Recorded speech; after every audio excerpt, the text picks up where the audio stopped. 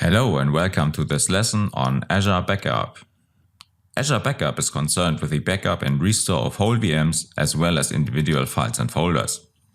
Azure Backup is part of the Recovery Services Vault, and the central object in Azure Backup is the backup policy. There's always a default policy, but you might want to customize it or create your own. With the backup policy, we can specify a backup schedule and the retention period of recovery points. For instance, we could define to do daily backups and to retain the 2 most recent weekly recovery points. By setting all retention settings to maximum, we can indeed retain data up to a maximum of 99 years.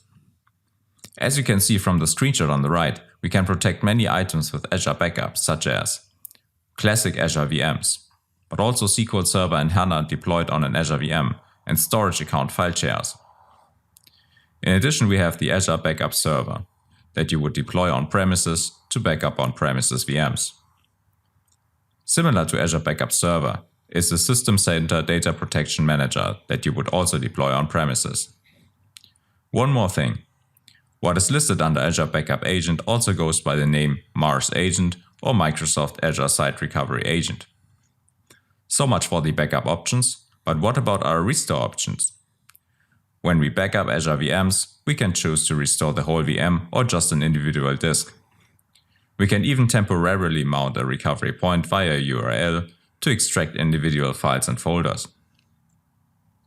For items protected by the Mars Agent, we can also extract individual files and folders, but not through the Azure portal, only through the Mars Agent itself. So much for the theory. Let's consider some implementation aspects. For the exam, you should remember the basic command to enable backup on a VM, and that is AZ backup protection enable for VM. Also, we should talk a little bit more about the different solutions. On Azure VMs, we have the control plane level agents for communication with the Azure backend, and these will be used for backing up the VMs. There is an additional aspect that we can configure here, and this is the aspect of flushing all memory contents to disk before we take the snapshot. For Windows, this is done through the volume shadow copy service, and for Linux we can configure start and stop scripts.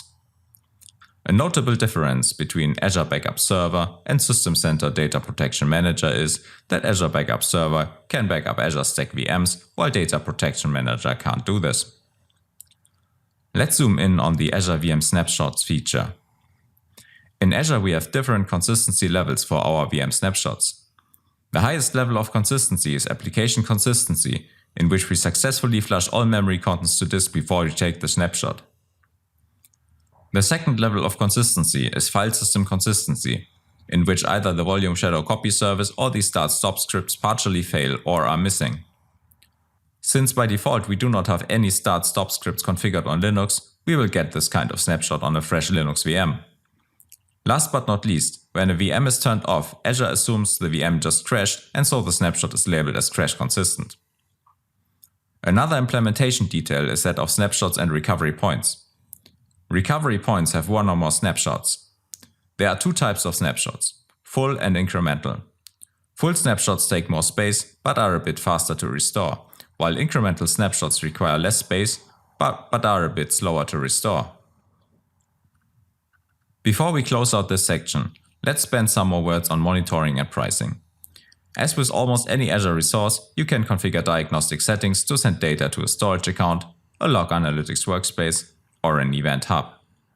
Further, you can configure backup alerts to receive an email on problems. In addition, you can configure backup reports to be sent to a log analytics workspace. Concerning the pricing, we note that the pricing is not only based on storage costs, but on top comes a per instance fee. So when you have 10 VMs protected by Azure Backup, you pay 10 times this fee on top of the storage cost per month. Okay, so that's it for this lesson on Azure Backup. Let's continue to the next one. Bye bye.